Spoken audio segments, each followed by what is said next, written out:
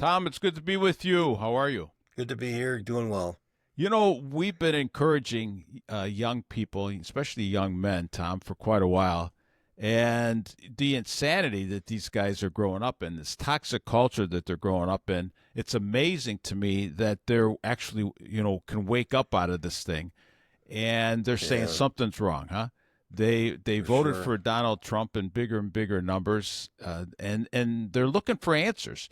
One of the things that's the craziest thing in the world, and I think that one of the easiest things really to point out is the insanity of these trans issues, what they're doing to the kids with this literature.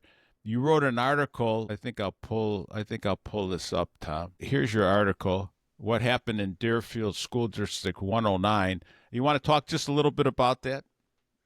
Well, yeah, there was the allegation is that the two or three administrators of the school, of this Allen B. Shepherd school, had forced girls to change in front of a trans girl, which is a boy, in the locker room. Now, that's disputed. I don't know who's telling the truth. I don't know if they forced the change in there or if they didn't. But the bigger issue is this idea of um, trans children being allowed in the locker room of their identity. There is a direct conflict between the way the federal Title IX has been interpreted by the Trump administration and the Illinois statute. So it's a very complicated set of laws that have been around, but essentially in Illinois, somebody who identifies as a woman can use a woman's bathroom and locker room. That's the law in Illinois. Right. So for the young guys listening to this, Tom, Right. so Title IX, in essence, was put in place many years ago to really make it to balance it out and allow girls to compete in sports, especially at the college level, et cetera. Protect women so that they had a place to compete. Exactly. And the insanity that you're describing is that now we've let men into this, right? Reinterpreted Title IX to say that if a man, just because it's in my head that I decide tomorrow to be a woman, that I'm a woman. This is the insanity, and so here's what we have. We have men now competing with women and beating women in all of these different sports. This is how nuts it is. The Right. Title IX was originally put there so that women had a space to compete with women, and now men have taken over that space. Right. And you can't make this stuff up. Well, and now it's not only that; it's that men can now go into women's locker rooms and Yeah. walk around in the showers with them, and walk around they can walk around completely nude in front of all these other And girls. we got to remember now. This is an elementary school. That article that I just Right. pulled up Well, of yours, and I'll put the Substack. yeah. I'll put it in the Substack. But I mean, that specific one in Deerfield was these are young kids, Right. and it's insanity. Now, why parents, will allow this stuff to happen without being enforced? Look at if one dad goes to a school board meeting, he's going to get picked off. We've seen this over and Right. over again. But if we go in mass to this thing, if 50 dads show up, that's a different story. But we don't have the courage, Tom, or we don't care. I mean, this is the reason I'm saying this is the young men listening to this today. They know something's wrong, and we have to start to stand up as men. When we do this, do you have any idea, Tom? When Well, dads will start to really stick up for their girls? I don't know why men and women, for that matter, are not energized to be able to show up at these things, but they're not. Um, the activists on the left are passionate about their cause, and they are actively engaged in trying to fight for their cause.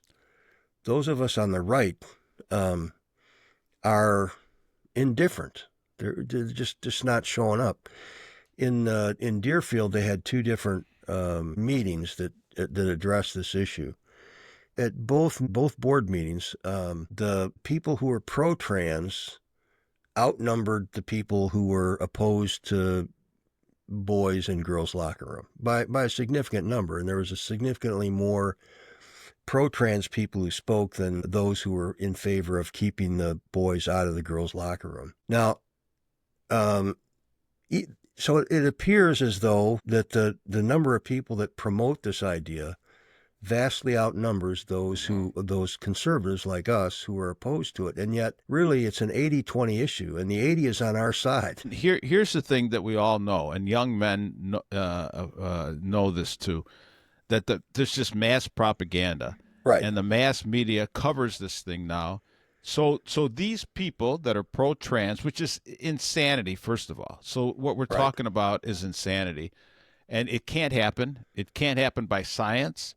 It's an issue that most young people that are even confused about their sexuality will grow out of. 80 to 90% plus, if left alone, will grow out of it. Yet we push this stuff so hard. But talk just for a minute or two, Tom, what they're doing to get those kind of crowds there. I mean, this is a proactive organizations that bring people in, that bring these activists into, and they look for chances like this to show up in force. And it's amazing how they do it. Right. Well, there's a few large organizations in the U.S. that wind up organizing these things, and they kind of like act as an organizer of multiple small little groups to get everybody to go out and appear in mass at different events to support each other. For example, one of the major organizers in the United States is called the Indivisible Project, and there's Indivisible Project chapters all over the country, many of them here in Chicago, and they're behind most of the big demonstrations that we've seen so far this year against Tesla dealers, against Elon Musk, the anti-Doge stuff that you see all over the city. They had a demonstration that was really backed by Indivisible Project down at the Lurie Hospital when they stopped doing gender-affirming care for kids based on actions by the Trump administration. And so Trans Upfront of Illinois, the same one that wound up being involved in Deerfield, was the front organization, but really behind the scenes it was more this Indivisible Project that got everybody together. And they have like a billboard that all these different groups publish when their event is going to happen, and they all support each other. We might be climate change or on the anti-Doge stuff, but they'll still show up and provide support to others in some area that they don't have a for young men listening to this, Tom, and we're getting more and more young men listening to our show, right? And trying to address these issues with them, trying to show them, we have to take back the culture. We got to take back our own hearts. But, the insanity of this, a small group of people, and we've seen this over and over again. We see it in Canada. We see it in Australia. We see it in Europe. Can take over with the help of mass media and a lot of money, can take over and really start to indoctrinate. It's when I'm talking to the average person, they have no clue on this stuff. They think that there's something wrong with somebody that's against this now. Right. Well, that's because it's really there was a story written by Hans Christian Andersen about this. The emperor has no clothes, and this is one of those issues. This is one of these things where it's a mystery to anybody that has any knowledge of biology how you could be fooled by this, because this is absolute insanity. And here's what they're trying to do. Look at, first of all, this is satanic evil stuff, right? I mean, it's amazing how evil can come into a culture and try to change the culture. We've seen this over and over again with all kinds of things, right? You'd say, okay, well, why? Why is this? This is the issue, that if you believe this, that a man can be a woman just because I think it, and I take a few puberty blockers and then get onto cross-sex hormones, even get my body mutilated, we still haven't changed anything. And here's the point where that you just made with the emperor has no clothes. Jordan Peterson said this. He said, if you swallow this camel, if you could swallow this lie, there's nothing else you can't swallow. That's right. Exactly. And that's what they're doing. If our culture, if the people in our culture will swallow this lie that's so obvious, they will swallow anything. And unfortunately, that's what you're seeing. Well, that's what we are. We're seeing that. Although I think we're seeing that more in the propaganda than we are in actual belief. Because, like I said, this is an 80-20 issue, and the 80% are on the sanity side, 20% are on the insane side. I don't even know how many of these people on the 20% side buy it, but I don't know if they're just doing this to try to live out their own personal fantasy, or if they're trying to do it as a means of controlling everybody else. Well, I hope people go to the polls again and continue to vote. And again, I don't, as far as I'm concerned, you don't have to vote Republican. You vote for the person that's against Right. these crazy ideologies. There's Democrats that are against it. Yeah. Yeah. There's people who are really there's a significant portion of the gay community is against this. I want to share something here with Jay Bhattacharya, and he's the head of the NIH now. Last year, Tom, we were talking about Rachel Levine, and so this was a man who dressed as a woman who was put in charge of our mental health for our country. We bring in a new director of the NIH, the National Institute for Health. With a very astute, sane doctor, and he's talking here about gender dysphoria. Well, he was actually canceled. He was canceled. Yes, that's right. So was he from Princeton? But anyways, he had a great voice right from the beginning. He saw the COVID, he saw these gender ideologies, he saw all of these things. And he's a great scientist and doctor. And so he was canceled in the beginning, just like so many people. But look what happened now with Trump coming in. He is now in charge of the NIH. So let's just play this little clip about this gender-affirming cure, which Rachel Levine with the Biden administration was pushing down our throats. The vast majority of young people that are confused about these issues today, for a number of different reasons you and I have talked about in the past. And he's pushing the trans-affirming cure, and now we have a sensible doctor. Friend, so talk to me about these studies and what you want to do in your position regarding gender affirming care. So there was an HHS report that was absolutely fantastic, Rachel. The basic idea behind this transition from one sex to another for kids was that if you don't do it, if you don't block hormones, if you don't do essentially changes, surgical interventions, that the kids were going to commit suicide. Right. When you look at the evidence, that actually turns out to be very, very weak evidence that says that. In fact, the opposite is probably true. And of course, the idea that hormone blocking, all these surgeries are somehow reversible is also false. So ethically, why would you do something where the evidence isn't good that you have any benefit and you know there's going to be harm? Now that you're a friend, so talk to me about these. So there's Dr. J. Any comments on that?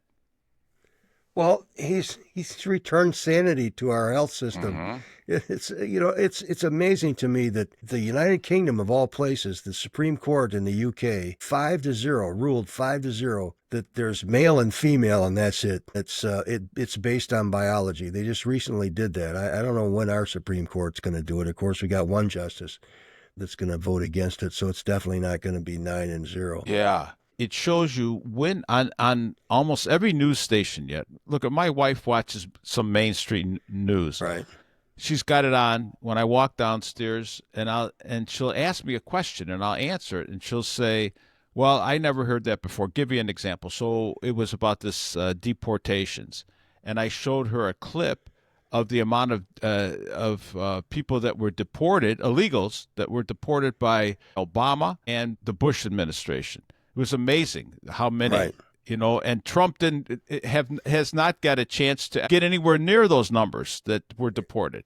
There have been almost 250 cases filed against him in his first 100 days. And Obama was well over 3 million that he deported, and with no injunctions against them.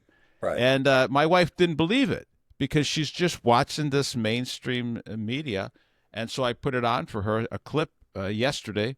And it showed how many were deported, and it was nuts. And she has no clue, right? So here you have Dr. Jay Bhattacharya coming out and just telling the reality of the science. And we all knew this already. We knew this 3, 4, 5 years ago, and again canceled with the Biden administration. It just shows you again, Tom, it could be an 80-20 issue. But you can be canceled, and everybody's fearful, I think, of standing up. And we push this down on our kids. So now our kids are so confused, and the these young people coming up through the schools. It's really sad what we're doing to them. Well, the thing that's so crazy about this is that the whole idea of this transgender movement, this transgender care, is the result of research done by one guy. One guy. That was John Money, huh? Yeah, John Money, and his research was fraudulent. The two kids that he had as the subjects of his research, both of them are dead. One of them committed suicide, and the other one died of a drug overdose.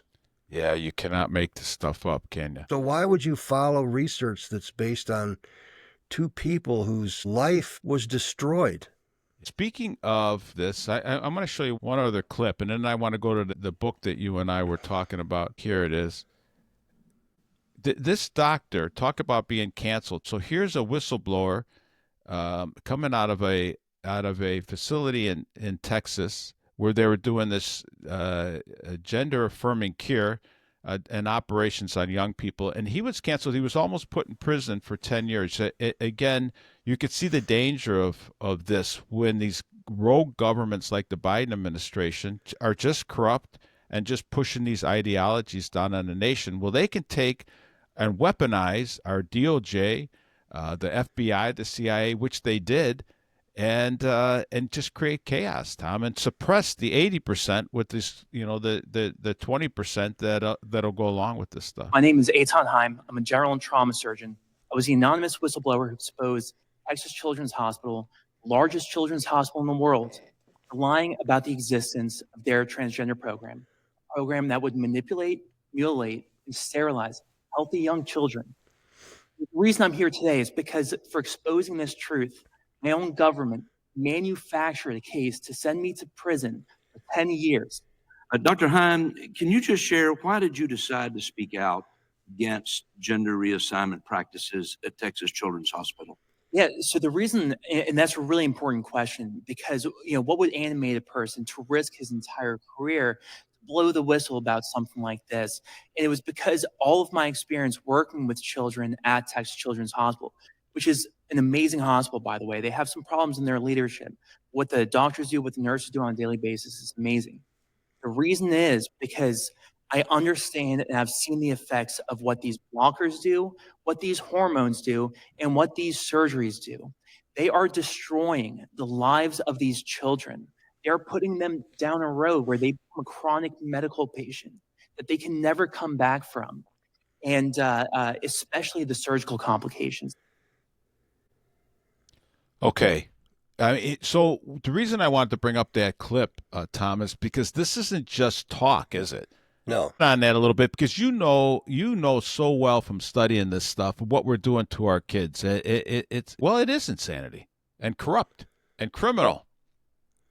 Well, it amazes me that they would actually try to bring a case against this guy. I mean, they brought a case based on a HIPAA violation, which he didn't identify anybody's names. He just talked about, hey, they're saying they're doing one thing, and actually what's happening is something quite different. Mm-hmm. And they tried to get a criminal case on him. It's such a clear case of an attempt to prosecute somebody for political reasons, because this issue of the transgender care has become totally politicized. It is a political issue. It's not a scientific one. And for groups that are out there saying, well, we need to follow the science. Well, there's no science behind transgender care at all. There's nothing that supports it. So I don't know why this is an argument. No, and we could talk, and we will, and we have in the past. We could talk about the COVID vaccines. We could be talking about climate change. We could be talking about any other number of issues. And I don't want to go all over the place today. But again, just exposing the lies. If you get away, again, from reality, from truth, from who we are as human beings, you see a real nefarious, and this is not going to stop. And this is spiritual warfare. Well, this trans ideology has actually taken over much of our culture here in Illinois, in New York, in California, in Minnesota, and some other states. Yeah. these trans laws have become so ingrained into the That's right. into the legislation right. that it's almost impossible to unravel them. We're going to need a new Alexander to come in and hack the Gordian knot out, out of Yeah. existence, Yeah. because it is a literal knot of laws in Illinois that supports this trans ideology, and not just the law, but there's not just the written law, but there are court cases in Illinois, in the Illinois appellate court, that supports this allowing boys in girls' locker rooms. Yeah. And so let's bring up now the education part of this, because what's happening is we've given up on actual education in the United States. You brought up right before we came on, there was a time not so long ago, before the 60s, unfortunately it changed in the 60s, where education, we've lost our vision so much, young people don't know. But education was a part instilling virtues, instilling how should I live, what type of a human being do I become, how do I treat other people, and that's all been stripped away. And these ideologies, especially the gender ideologies, have been promulgated in the schools. Well, in the United States, generally the virtues that we promoted were the Judeo-Christian virtues. Those are not any different than some of those from the ancient Greeks. So it's universal virtues that were the promoted Greeks, the in Romans, the schools. Confucius. Right. I mean, the Buddha taught a lot of this stuff, right? So you're right. I mean, these are timeless issues. How do we treat each other? You love God.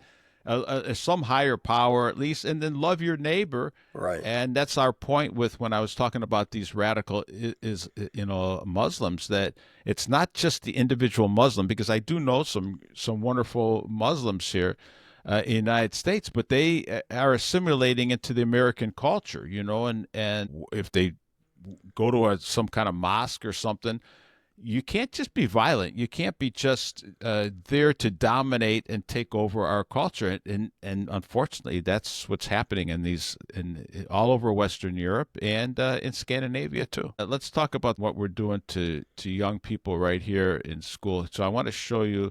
Here's a book. Let's talk about this book, Tom. Yeah. Well, I got that book. It's really one of those. Tell our young people that are listening. I mean, they may have seen this already, but this is a book that they're using in colleges. They're using in some high schools, I believe now too. Yeah, it's high schools and even younger. This is one of these books. It's won some book awards. The author has been hailed as this really excellent writer, and her stories tell the story that kids need to know about being queer, sex at young ages, about abuse. Can you read this on the top here? It says, I don't know if it comes out too small, but sexual themes including minors in second grade secretly engaging in overtly sexual acts in school, bathrooms, classrooms, children engaging in appropriate sexual behavior with adults, including parents, as well as distributing uncomfortable description of children watching parents engaged in sexual acts. And so this is something that they're bringing into the schools. Bringing it in because instead of writing in prose, she writes in poetry. It's not non-rhyming poetry, okay? Mm-hmm. So it's like a stream of thought. Really, it's a stream of emotions talking, the way she writes these things. It's really poorly written, but these so-called experts think it's just great. But these are the same experts that are educating children to not be able to read or do math. Yeah. Well, here's the thing. So when I'm speaking to authors now, authors that write for young people, they say they can't get published unless they put these sexually explicit themes into their book somehow. That they say don't even send it in. If you don't have this, we're not going to get published. So he brought up education. Here I got one more clip I want to show. Let's see. Here we go. You know this one, Tom. Yep. Why don't you explain to our listeners who aren't from Illinois what we got going on here? And like you said, we're not the only state, but yeah, there's 80 schools in Illinois. where not a single child in the school has grade level proficiency in math. And there's 24 schools in Illinois where there's not a single child has grade level proficiency in reading. And this is nationally, it's less than 50% of both. It's really worse in math, worse for math than it is for reading. But less than half of the schools in the country turn out kids that are proficient, grade level proficient in reading and math. Yeah. Now, this is a pathetic thing. And the reason, I think, is because we've gotten away from the classical education that had as a center of its teaching a core of virtue and character building. They have people reading things like Everybody Looking instead of classical books like even modern classics like To Kill a Mockingbird, Aesop's fables for little kids. I don't even know if the young men that are listening even know what Aesop's fables are. Probably because their parents probably didn't read it to them. Right. The point being, each one of those had a theme, didn't it? It was a character building or some kind of virtue, and it brought it out through the book. Yes. Right? Courage, or trying to figure out kindness. Yes. Helping someone. Right. And so these were instilled, these were read, and these were the part of the literature that we would read in books. The Chronicles of Narnia, these great books by C.S. Lewis. You won't see those anywhere near a school today. I don't even know if they know what they are. But anyways, the point being, everybody had education in their mind in the 19th and even the early 20th century, knew that you had to instill virtues. You had to bring good literature in. Right. But our education system has been purposely overtaken by Marxists. And for the young people that are listening that don't understand that, Tom, this has been a dumbed-down education system on purpose, and it was made to not only dumb us down so that we can be manipulated so easily, but then indoctrinated with the sexuality and their actual their innocence stolen, their moral imaginations obliterated, and this has all been done purposely. And yet, Tom, these young men especially are standing up in the most toxic culture, and you can see that the human heart is made for something else. And I think we need to be there to encourage them. Well, one of the problems is that if you can't write clearly, you can't think. Explain that a little bit. Well, in order to be able to look, I can have in my mind. I sit down and write something. I can have in my mind just an article that might make a lot of sense. But then when you start writing everything down, it doesn't add up. You have to make things add up. You have to justify things. You have to back things up. This requires thought and logic and reason to carry out. And if you can't write clearly so that somebody else can understand it, you can't think. And so you don't have the ability to read something and say, well, this doesn't make any sense, because you're just taking things at face value. You read something by this Candace Ilo, Everybody Looking, and you think, oh, this is great. She's talking about, a string of feelings that she has. I can understand that. Well, no, you don't. You're really not understanding anything of her story. You're just hearing words. There was a time we understood well that knowledge was not just more information. Knowledge is to really know reality, know reality, to understand reality, and knowledge of who we are as human beings meant how should I act? How should I act internally, right? What kind of thoughts come into my mind and heart, and then how do I go outside and act? And now we're told you can act any way you want, do anything you want. And when you get to that point, you lose your humanity. We see this in the way we're treating each other. There was a woman sitting next to this young boy. So it was a large black woman sitting next to this young, small, maybe 10, 11-year-old a white boy. And the boy, they're on a bus, and the boy is just looking out the window, and this woman just keeps elbowing him hard and nailing him, and just picking on him the whole trip. And she's on camera, and she's been investigated now. But just my point being, just the meanness, just the meanness. And this all comes out of that critical race theory that they're pushing Right. down on these kids. All of these things are really damaging, trying to divide people. And the reason I even brought that up is when we start to look at each other again as just a different color and whacking this little kid just because he happens to be white or yellow or green or purple, it's just sad, Tom, what we're coming to. And these young men still, they're waking up and saying, no, I want something more. I want something different. And I think as men and women, that we got to start modeling this stuff in the older generations. Quit being so stinking wishy-washy. It's just a bunch of cowards when I look around. When I saw this, when COVID came on, they said, put on the mask, take this shot, do this, do that, stay locked down, stay 6 feet apart. I'll never forget being in the airport when they opened up the airports again.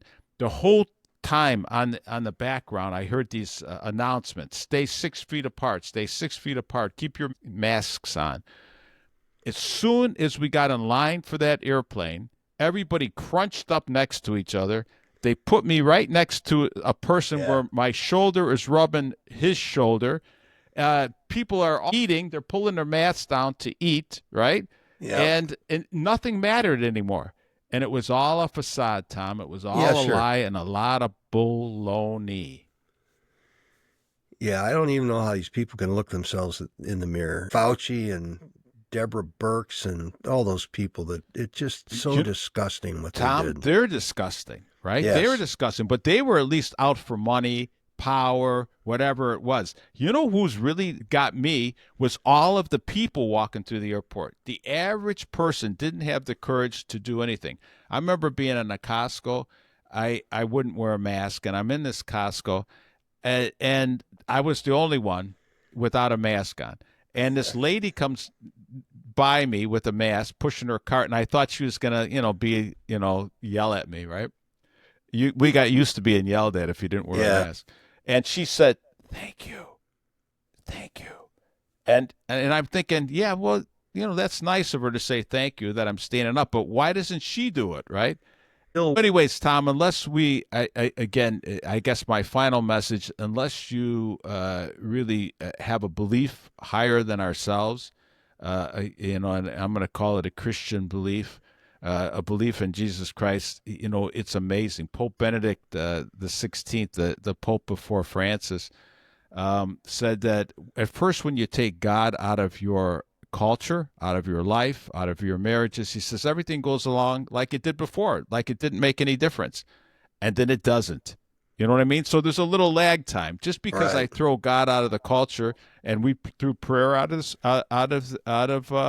the education system, out of schools. And at first, for a couple of years, it didn't matter. But now we're way past that, Tom, and now it matters a lot. Same thing in the culture. Now it's just a totally depraved set of values that they're teaching these kids. At first, when you take God out, Tom, at first when you and again, I bring this up to these young guys that are listening because at first when we put God back into our hearts too, there's going to be a battle now, and the battle is on, Tom. G.K. Chesterton is so beautiful.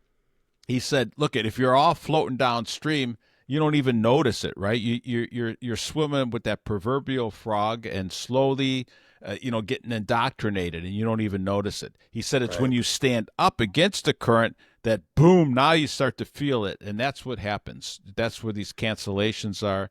That's where these young guys that are standing up, and I want to encourage them, Tom, and I think you and I on today's show, just let's encourage these guys and say, look, you're not insane. There's insane things happening around you, and but you're going to have to get a toehold, and you're going to have to go back and learn how to pray and read scripture and et cetera, because it's when you encounter the truth that you see, wow, there's a lot of lies going on, and the more you encounter the truth. Yeah, the truth is what people need to look for. It's like in one of the people they say that kids are supposed to learn about in the gay community is Harvey Milk. There's actually a naval ship named after the Harvey Milk, USS Harvey Milk. This guy was a drug-dealing child molester who was a political operative of Jim Jones, and yet they're honoring him and thinking that, oh, this is a great guy. He was not a great guy. No. He's not somebody that anybody should be honoring. There's a Navy ship named after him. Yes, USS Harvey Milk. How would you like to be on that ship? Oh my gosh! You know, did they put gay sailors on there, or what did they do? I don't know. I don't know. Unbelievable! We got to get that name off of there. I mean, we got to get Trump to do that, right? It's just absolutely. It's an abomination that they have something like that, and it's just the idea that John Money is still honored, that all this trans ideology has ingrained itself into laws. These are narratives that have infiltrated into our legal system that are lies. They're contrary to the truth. There's no truth in them. Thomas, our time is up, my friend. So say goodbye to everybody, and we'll call it a day, huh? Okay. Hey, thanks everyone. Thanks for joining us today. Talk to you again soon.